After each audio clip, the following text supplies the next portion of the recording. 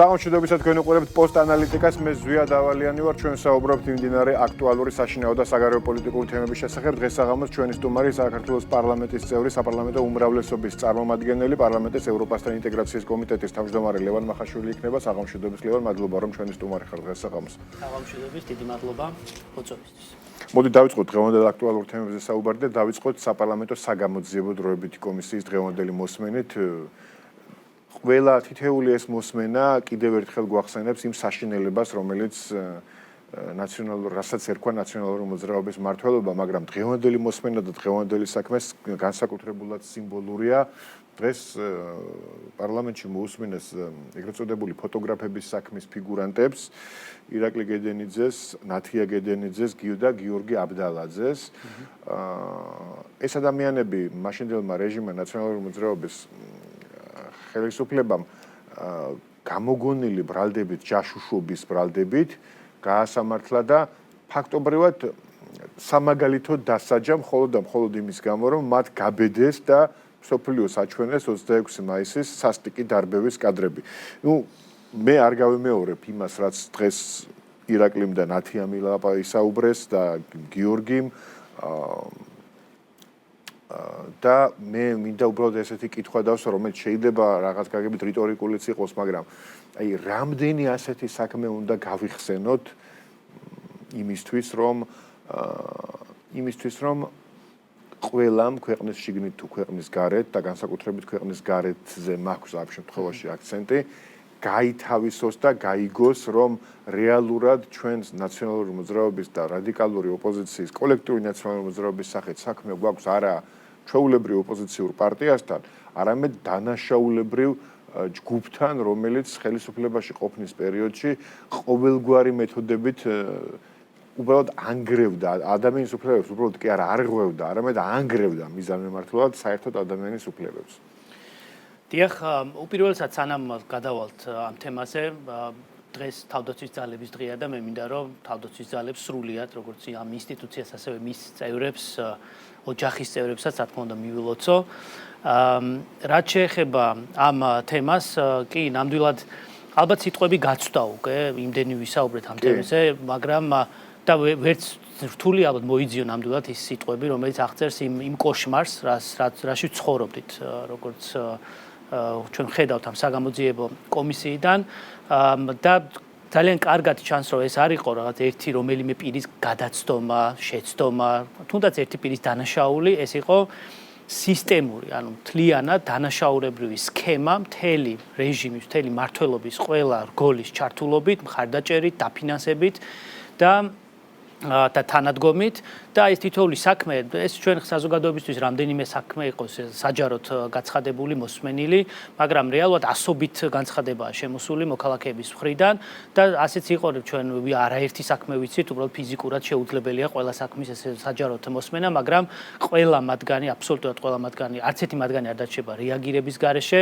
თითოეული წევრი, ცალკეული წევრი ამ საგამოძიებო კომისიის თუ ადმინისტრაციის წარმომადგენელი აუცილებლად შეხვდება ამ ადამიანებს და ყველა მთელი მტკიცებულებები იქნება თანდართული სანამ ის გადაიგზავნება პროკურატურას. რაც შეეხება დღევანდელ საქმეს, კი ეს ალბათ ერთ-ერთი ეს სანიმუშო ბრჭყალებში, სანიმუშო საქმეა, რომელიც აღწერს იმ კოშმარს და იმ სისტემურ დანაშაულს, რომელიც იყო მაშინ 2004-2012 წლებში, როდესაც სისტემამ უბრალოდ იმის გამო, რომ ამ ფოტორეპორტერებმა ამხილეს ამ დანაშაულში, ჩააგდეს დილეგში პირდაპირ, ეს არ არის ციხე, ხო? ეს არ არის ის ციხე, რომელსაც შეიძლება დღეს ვისაუბროთ, სადაც შეხვალ და განათლებას მიიღებ და დაოჯახდები და ასე შემდეგ. ეს ციხე არ არის, ეს იყო დილეგი პირდაპირ, სადაც ემუქრებოდნენ, არც კი მეც არ მინდა რომ გავიმეორო, მაგრამ ფაქტია, სექსუალური ძალადობით, მისი ოჯახის წევრების პირდაპირ მკვლელობით, სასაფლაოზე მიყვანით და იქ ცემით წარმოუდგენელი უბრალოდ რთულია დღევანდელობაში ჩემ თაობასაც ალბათ ნაკლებად წარმოუდგენია რომ ასეთი რამე შეიძლება სადმე მოხდეს, მაგრამ ეს იყო ის რეალობა, რა რეალობაშიც ცხოვრობდით თითოეული ჩვენგანი. ვიღაც ამას აღიარებს თუ არ აღიარებს, უნდა აღიაროს თუ არ აღიაროს, ეს ფაქტია, ეს რეალობა იდგა და თქვენ წეგან ახსენეთ, რომ იქნებ უცხოეთისთვის ეს მაინც იყო სადაც შემოbrunების წერტილი. სამწუხაროდ მე არ მაქვს იმისი მოლოდინი, რომ ეს ვინმესთვის იქნება, ვინმეს ეს თვალს აუხდის და იქნება შემოbrunების წერტილი. იმდენად იმდენად დაჭაობებულია, ასე ვთქვათ, ეს შეგნება თუ სისტემა საზღვარგარეთ, მათ შორის ვინც არიან მათი პოლიტიკური მფარველები, აგერ სულ ახლახანს ჰქონდათ ერთი ასეთი სამიტი და კიდევ ერთი რეზოლუცია გამოაცხეს, რომელიც ასევე ისევ მიხეილ სააკაშვილის მისტირიან და ასე შემდეგ. ამიტომ მე არ მაქვს რაიმე განსაკუთრებული მოლოდინი ამისგან, მაგრამ ერთი რაც ნამდვილად მაქვს ამის მოლოდინი არის ის, რომ ვისაც ახსოვს არ ახსოვს ქვეყნის შიგნით ყველა რეალურად დაინახავს იმ სახეს, რაც არის ნაციონალური მოძრაობა თუ მასთან დაკავშირებული დღეს ესე რომ არიან გაფანტულები ეს პარტიები, ეს არ არის შეუძლებელია მათ დაარქვა პოლიტიკური პარტია, შეუძლებელია მათ უწოდო პოლიტიკური ოპონენტი. ისინი არიან ჩვეულებრივი კრიმინალური დაჯგუფება, რომლებიც არა დემოკრატიული წესებით, არამედ აი ამ კრიმინალური წესებით ფუნქციონირებენ. ამიტომ, როდესაც ჩვენ გვაქვს ხოლმე საუბარი ან არჩევნებზე, მთავარ არჩევნებზე, რაც ჰქონდა გასულ წელს, ან ადგილობრივი თვითმმართველობის არჩევნებზე, რაც მოდის, რთულია დემოკრატიული თამაშის წესებით შეაფასო ან მოლოდინები, ან მათი საქციელი გათვალო დემოკრატიული წესების შესაბამისად, იმიტომ რომ აფიზიკურად არა ეს ჯგუფები არ ფუნქციონირებენ და არ მოძრაობენ აი ამ დემოკრატიულ ჩარჩოში.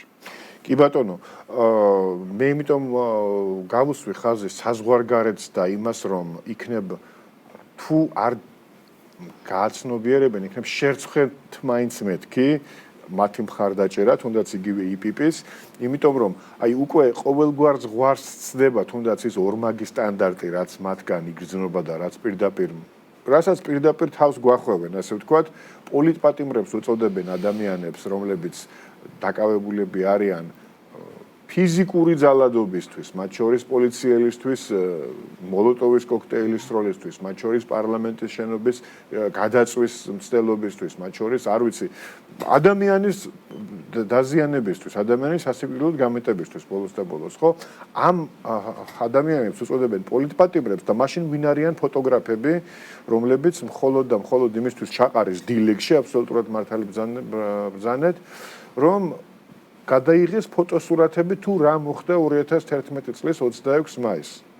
კი ბატონო, რიტორიკული კითხვა ალბათ, რაც ახლა თქვენ დასვით და როგორ შეიძლება შევაფასოთ, როდესაც აი რაც თქვენ ბრძანეთ ადამიანებს, რომლებიც საკუთარ ქვეყანაში ტერორისტებს დაუძახებენ, ასეთ ადამიანებს, საკუთარ ქვეყანაში ეძახიან ტერორისტებს, როდესაც მსგავს ქმედებებს ჩადიან. როდესაც მაგალითად წინა ხელისუფლების ყალბი დეზინფორმაციების გურუს დღეს აძლევენ მედია თავისუფლების ჯილდოს, როდესაც კი ბატონო, როდესაც გვარამიას წინა ხელისუფლების გენპროკურორს აძლევენ და წარმოაჩენენ როგორც მედია მენეჯერს და მედია თავისუფლების დამცველს, როდესაც ოლიგარქ კეზერაშვილს წარმოადგენენ მედია მენეჯერს და მედია თავისუფლების და დამოუკიდებელი მედიის წარმოწერენ რეზოლუციაში. დიახ, მაგას ვამბობ. როდესაც ასეთ რაღაცებს ვუყურებთ, ალბათ ძალიან ოპტიმისტები უნდა ვიყოთ, რომ ვიფიქროთ, რომ ვინმეს აი ამ პოლიტიკური მფარველებიდან ევროპაში შერცხვება იმ დანაშაულებრივი რეჟიმის სახის, რომელსაც ჩვენ ხედავთ საგამოძიებო კომისიის სახით. უფრო მეტიც, სამწუხაროდ, სწორედ ამგვარი დამოკიდებულება არის ყველაზე მეტად საწინააღმდეგო ევროპული ღირებულებების. სწორედ ეს უთხრის ყველაზე მეტად საფრთხეს და ძირს ევროპულ ღირებულებებს, როდესაც შენ საქართველოს მოსახლეობას ეუბნები, რომ კრიმინალი არის თურმე თავისუფლებისთვის მებრძოლი და ესეთი ტიპის დანაშაულებრივი საქართველოს იყო დემოკრატიის შუქურა. ალბათ ამაზე მეტად არაფერი არ აზიანებს ევროპულ განწყობებს. დიახ, და მე გაუკვირდება სამწუხაროდ, როდესაც ერთგვარი კლება არის ხოლმე ევროკავშირისადმი და ამ ორგანიზაციისადმი, ნდობისადმი, იმიტომ რომ კიდევ ერთხელ საკუთარი ხელით თვითდესტრუქციის რეჟიმით მოსახლეობის დაცინვით, ასე გამოდის და ამ რეჟიმის მსხვერპლების დაცინვით და აბუჩად აგდებით, აი ასე უნდათ რომ ფონს გავიდნენ. ჩვენ ნახეთ ამერიკის საზოგადოებას რა რეაქცია ჰქონდა. დღეს ხან ტრამპს რო აკრიტიკებენ და აბუჩად რო იგდებენ ხოლმე მის პოლიტიკას, არავის დაავიწყდეს, რომ ტრამპი არ არის ამ პოლიტიკის მიზეზი. ტრამპი არის ხმა იმ ნეგატიური განწყობების, ყელში რო ამოუვიდა მოკლედ საზოგადოებასაც, იმ რაც გაუაზრებელი პოლიტიკის, რასაც აწარმოებდა ულტრალიბერალური ფრთა რასაც დღეს ხედავთ, რომ ახალ ბუდეს ვამბობდი ხოლმე, ახალ ბუდეს იწყებს ევროპაში. ამიტომ და იგივე ხედავთ, იგივე ამ ტენდენციებს ხედავთ ევროპის სახელმწიფოებში. ჯერ არ არის როგორც ჩანს კრიტიკული მომენტი, როდესაც შეიძლება ამ კრიტიკულმა მასამ გადაძლიოს და ამერიკის შეერთებული შტატები ვითაც პოლიტიკური გამოღვიძება თუ შემოbrunება იყოს, მაგრამ ფაქტია, რომ ეს ტენდენცია ვითარდება და მივდივართ ამ მომენტამდე. ერთადერთი მე რაც მეშინია ნამდვილად ამ პროცესში არის, რომ იმდენად არ წავიდეს თვით დესტრუქციის რეჟიმში, იმდენად არ გაინადგუროს თავისი თავი, რეპუტაცია, ღირებულებები ევროპამდე, ამ ევროპაში ამ ძალებმა, რომ შემდგომ ევროპა ის კი არ იყოს ვიღაც საქართველოს მოსახლეობისთვის ადგილი საიდანაც მიისწრაფი, არამედ პირიქით კონდეს. ხო, და ამიტომ აი ეს არის ძალიან საშიში ფენომენი, რასაც ჩვენ ვაკვირდებით და იმედია, რომ ჩვენ ამ წერტილამდე არ მივდივართ. ყოველ შემთხვევაში ჯერჯერობით ევროპა ისეთია, როგორიც არის, ევროპული მცირე გამონაკლისებს თუ არ ჩავთვლით, იქ უნგრეთის მაგალითად და რამდენიმე სხვა ქვეყნის ევროპა არის პრინციპში აი ამ ლიბერალური ფაშიზმის ბასტიონი დღეს და გლობალური ომის პარტიის მთავარი, ასე ვთქვათ, ფორპოსტი. ამიტომ სანამ იქ არ მოხდება ის ცვლილებები, რომლებზეც თქვენ საუბრობდით, არ უნდა გქონდეს გეთანხმებით იმის იმედი, რომ იქ განსაკუთრებით ევროპის სახალხო პარტიაში ვინმე გააცნობიერებს, რაც არ უნდა კომისიებს მოусმინოთ ჩვენს საქართველოში, ვინმე გააცნობიერებს იმას და ან აღიარებს, თორე ძალიან კარგადაც იციან, მაგრამ აღიარებს ვინმე იმას, რომ ნაციონალური მოძრაობის მმართველობა იყო ჯოჯოხეთი. ამიტომ ჩვენ მანამდე ჩვენს თავს ჩვენ უნდა მივხედოთ და პრინციპში ვაკეთებთ კიდევაც ამას. მე კიდევ ერთ თემაზე მინდა გთხოვ კომენტარი, ჩხრეკები, ფონდები, რომლებიც ფინანსდებიან ხათაშურის დასავლეთიდან და რომელთა მეშვეობითაც ხდებოდა რადიკალური აქციების დაფინანსება თბილისში და საქართველოში ზოგადად ამ ფონდების ხელმძღვანელებთან, მათ შორის ნანუკა ჟორჟოლიანის საცხოვრებელ სახლში გუშინ ჩატარდა ჩხრეკები და ამაზე ასევე სცადა რადიკალურმა ოპოზიციამ და სრულიად მდიდარმა NGO სექტორმა ერთგვარი, ასე ვთქვათ, ქულების დაწერა, საკუთარი თავის მსხვერპლად წარმოჩენა. მოდი კიდევ ერთხელ შევახსენოთ საზოგადოებას, რა მიზანს ემსახურებოდნენ, რა მიზანს ემსახურებიან ეს ფონდები და რატომ არის აბსოლუტურად ლოგიკური მათ დამფუძნებლების, თუნდაც მათ დამფუძნებლებთან მიმართებაში საგამოძიებო მოქმედებების ჩატარება. კეთილი. ჩვენ არა ეს რაღაც უკვე ბევრისთვის შეიძლება შეფასების საგანი იყოს, მაგრამ ფაქტია, რომ გასულ წელს არაერთხელ ჩვენ ვიხილეთ სახელმწიფო გადატრიალების მცდელობა. პირდაპირ შეტევა სახელმწიფო ინსტიტუტებზე, მათი შერყევა, ეკონომიკის ჩამოშლის მცდელობა და ნიველირება მთლიანად სახელმწიფო ინსტიტუტების და სახელმწიფო მართვის სისტემის.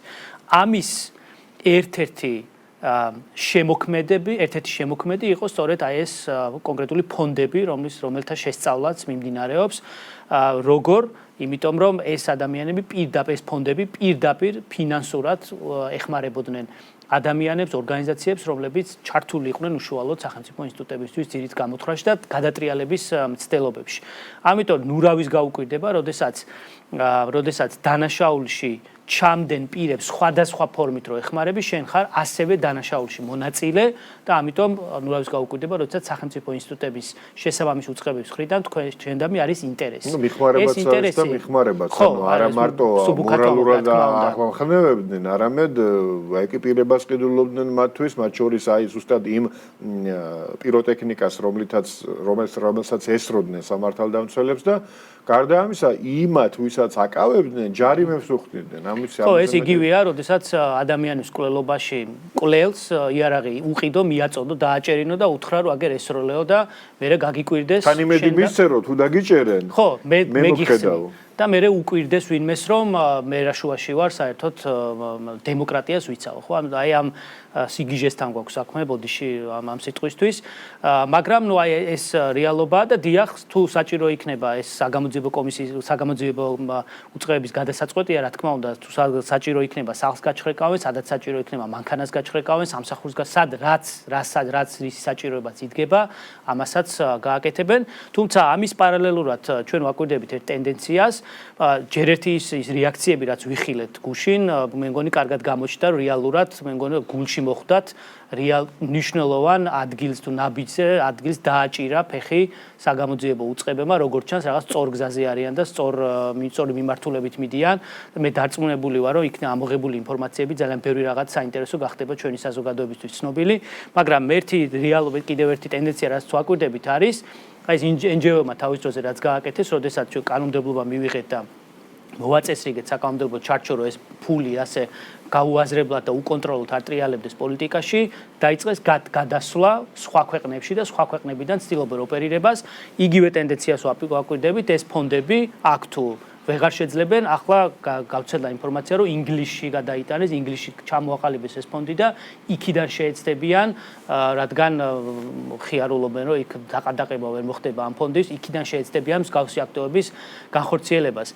საიდანაც არ უნდა აწარმოოს, საიდანაც არ უნდა აკეთებდე, ყველგან ეს არის უკანონო ქმედება, ყველგან ეს არის დანაშაულში თანამონაწილეობა.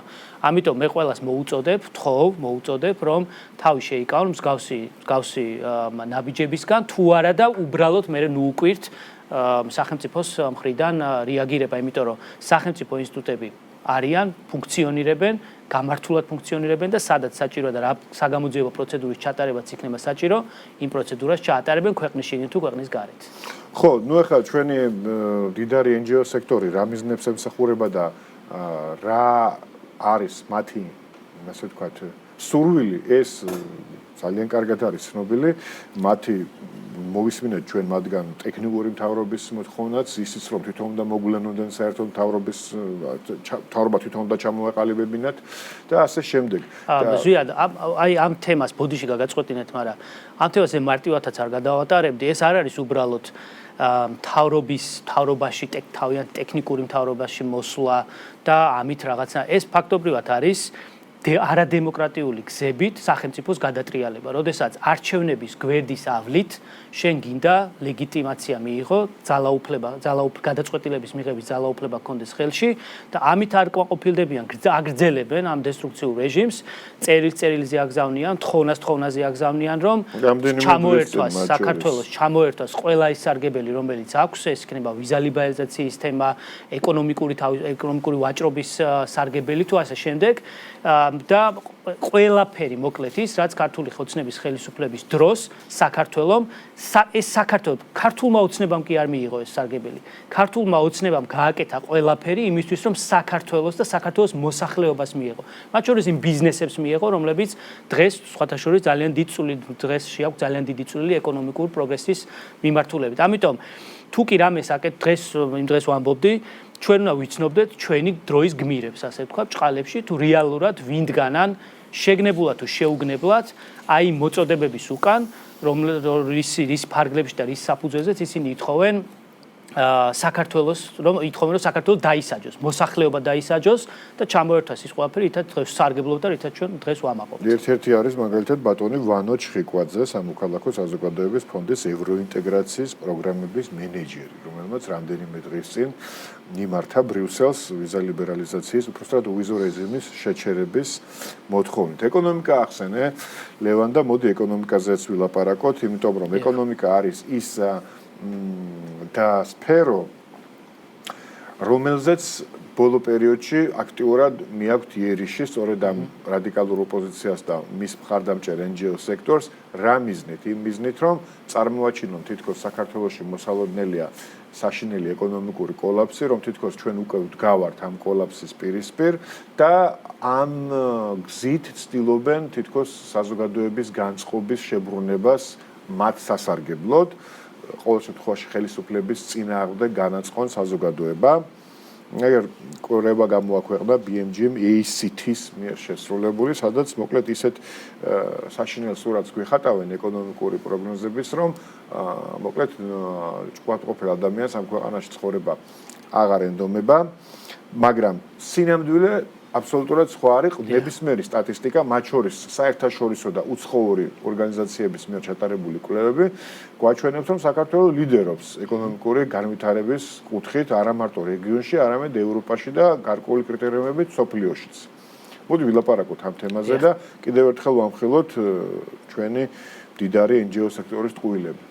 ეთილი ჩვენ დიახ დღეს ვიხილეთ ერთ-ერთი ასეთი დაკვეთილი, პირდაპირ მოდი ასე ვთქვა, დაკვეთილი კვლევა და ეს ნამდვილად არ არის სიახლე, ჩვენ დეკემბერშიც გვახსოვს გავსი კვლევა, როდესაც ეკონომიკურ კოლაფსს და არმაგედონს პროგნოზირებდნენ ეს ადამიანები და რეალურად ჩვენ ვიხილეთ სრულიად სხვა ვითარება, როდესაც ორნიშნა ეკონომიკური ზრდა გვაქვს, იზრდება ყველა მიმართულებით, ყველა აბსოლუტურად ყველა სფეროში არის მნიშვნელოვანი ზრდა. მაგრამ რეალურად ეს არის რაც უნდათ მათ საქართველოში. ეს არის მათი საქართველო ესეთია, ეკონომიკურად დანგრეული, მათ შორის რუსეთთან სამხედრო ესკალაციაში შესული, გაჩანაგებული, გაუბედურებული, ეს არის მათი საქართველო. ამას ითხოვენ, ამის სურვილი აქვთ და იმიტომ რომ სხვანაირად როგორ წარმოუდგენიათ ხელისუფლებაში მოსვლა, რის საფუძველზე უნდა რა სხვა რას თავაზობენ მოსახლეობას. მათ თავად არაფერი არ აქვთ აბსოლუტურად შესათავაზებელი და ერთადერთი რასაც აკეთებენ არის რომ სხვა დააზიანონ, არსებული ხელისუფლება დააზიანონ, რომ იქნებ ამით აი რაღაც ემოციური აღელვების ხარჯზე შეძლონ ხელისუფლებაში მოსვლა. თორე სხვა აბსოლუტურად არ არის შანსი არ გააჩნიათ. ამგვარად ეს არის მათი საქართველო, ხო რეალური საქართველო არის აბსოლუტურად სხვა რაღაცა. რეალური საქართველო არის ორნიშნა ეკონომიკური ზრდა, რასაც ჩვენ ვხედავთ, უკვე რამდენი წელია, ფაქტობრივად აი დღესაც გამოქვეყნდა სტატისტიკა, 9.3 მხოლოდ ამ 3 თვის 9.3 ეკონომიკური ზრდა, სოფლიოში ერთ-ერთი საუკეთესო ეკონომიკური ზრდა არის. ამ მიმართულებით და თა როდის, რაც ყველაზე მთავარი აქ არის, რა როდის, როცა მთელი ცეცხლის სკალია საქართველოს გარშემო ქვეყანა აღარ არის დატოვებული, სადაც ომი ან სხვა ტიპის პოლიტიკური დაპირისპირება არ მიმდინარეობს. აი ამ ფონზე რომ საქართველო ამას ახერხებს და იმ ფონზე როდესაც შიგნიდან მაქსიმალურად ცდილობენ რომ დააზიანონ ეკონომიკა, ნუ კიდევ მართლა საოცრებაა, როდესაც ჩვენ გვაქვს ამხელა ეკონომიკური ზრდა. მე უბრალოდ წარმომიდგენია, აი ეს შიდა მტრების ასეთი დამოკიდებულება რო არ იყოს და გარე ფაქტორები ასეთი ნეგატიური არ იყოს, კიდევ რამხელა ეკონომიკური ზრდა იქნებოდა. ეს არის რეალურად იმ სწორი ეკონომიკური ზრდის, ეკონომიკური პოლიტიკის შედეგი, რასაც საქართველო ატარებს ამდენი ხანია საქართველოს ხელისუფლება მაქსიმალურად აანალიზებს იმ ვითარებას, რაც არის ქვეყანაში, იმ შესაძლებლობებს, რაც შეიძლება გამოვიყენოთ და იმ საფრთხეებსაც, რაც უდგას ეკონომიკურ ზრდას. მოგეხსენებათ საზოგადოება მიცის კარგად, რომ ეკონომიკური ზრდა არის ჩვენი ხელისუფლების ერთ-ერთი პრიორიტეტი, ერთ-ერთი უმთავრესი მიზანი და მაქსიმალურად ვცდილობთ, რომ საგადასახადო პოლიტიკა იქნება, ბიუროკრატიული წნეხის შემცირება იქნება, თუ მსოფლიოს ქვეყნებთან პარტნიორობის განვითარება იქნება, მაქსიმალურად გამოვიყენოთ თითოეული ბერკეტი, რომ ხელი შეუწყოთ ეკონომიკურ ზრდას. ერთ-ერთი ასეთი მნიშვნელოვანი ზრდა იყო საინფორმაციო ტექნოლოგიებში. ჩვენ ეს შესაძლებლობა გამოვიყენეთ, მოგეხსენებათ პრემიერ-მინისტრს დაანონსა ახალი ინიციატივები, რომ კიდევ უფრო ხელი შეუწყოთ ამ მიმართულებით წავახალისოთ მაქსიმალურად საზოგადოება შიგნით თუ გარეთ, რომ საბოლოო ჯამში ეს ამან ხელი შეუწყოს ეკონომიკურ ზრდას და მოსახლეობის რომ ნათელი იყოს ეს ეკონომიკური ზრდა უბრალოდ ციფრები კი არ არის. ეს არის გაზრდილი ხელფასები ყველასთვის, პოლიციელებიდან დაწყებული, მასწავლებლებით დამთავრებული, ეს არის უკეთესი ინფრასტრუქტურა, უკეთესი ტრანსპორტი, უკეთესი განათლების სისტემა, უფრო მეტი სოციალური შეღავათები და ასე შემდეგ. ამაში გადაითარგმნება რეალურად საბოლოო ჯამში ეკონომიკური ზრდა და რაც უფრო მდგრადი და გრძელვადიანი იქნება, მით უფრო მეტი შესაძლებლობა ექნება ხელისუფლებას რომ ამ ტიპის სოციალური შეღავათები თუ სარგებელი შესთავაზოს საზოგადოებას და რაც უფრო მეტად ამ ტიპის ACT და BMG და მათნაირი არმაგედონის მოსურვე და განადგურებული საქართველოს მოსურნე ორგანიზაციები შეეცდებიან რომ განწყობები გააუარესონ და პირიქით ძირი გამოუთხანონ ამ პროცესს, მით უფრო ნაკლები შესაძლებლობა ექნება ხელისუფლებას. ამიტომ მე ყველას მაინც როგორც ოპტიმისტი მინდა ჯეროდეს, რომ ყველას ინტერესი არის რეალურად უკეთესი საქართველო და არა ის დანგრეული საქართველო, რაც 2008 წელი იყო თუ 90-იანები წელი იყო, ჩვენ ეს ყველა ერთად გამოვიარეთ. აღარ გვინდა აქ დაბრუნება, პირიქით, ჩვენი საქართველო არის სხვანაირი და იმედია რომ საზოგადოების ხარდაჭერა, იმედია დარწმუნებული ვარ საზოგადოების ხარდაჭერა ამ ტიპის საქართველოს ექნება ადგილობრივი თვითმმართველობის არჩევნებზეც. ლევან, ორივე წუთი დაგვრჩა და კიდევ ერთ თემას მინდა შევეხო პარლამენტში. დღეს კიდევ ერთ კანონ პროექტზე იმსჯელეთ. როგორც ვიცით, საქართველოს კანონმდებლობას ემატება უცხო ქვეყნის მოქალაქის ქვეყნიდან გაძევების ოფცია. რა შემთხვევაში დგება ეს საჭიროება და და რომელი ქვეყნის მოქალაქეებზე გავრცელდება და რა დანაშაულისთვის შეიძლება დადგეს ასეთი სასჯელი.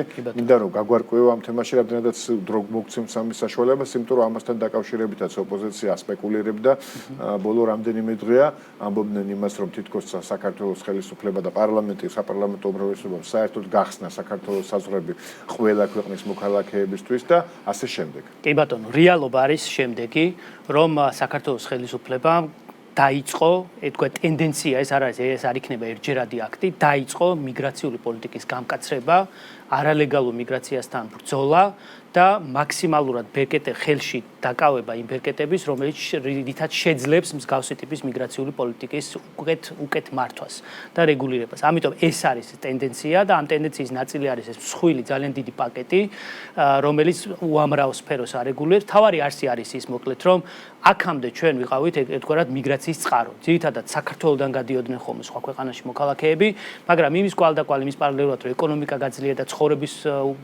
ცხოვრების პირობები უმჯობესდება, ძალიან ბევრი ადამიანი პირიქით საქართველოში ჩამოდის, ამ საქართველო ხდება მიგრაციის დანიშნულების ადგილი. მაგრამ ჩვენ რეალურად, რადგან აქამდე არ ვიყავით დანიშნულების ადგილი, არანაირი ბერკეტი ამ ხრივ არ გვაქვს.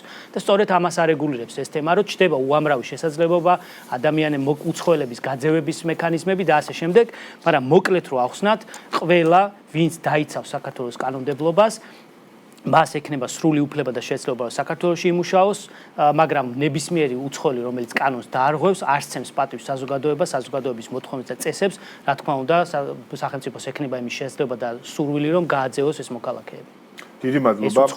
დიდი მადლობა ლევან მახაშვილი, საპარლამენტო უმრავლესობის წარმომადგენელი, პარლამენტის ევროპასთან ინტეგრაციის კომიტეტის თავმჯდომარე იყო ჩვენი სტუმარი. პოსტ ანალიტიკა დღეს ამით დასრულებულია. ორშაბათამდე გემშვიდობებით დროებით.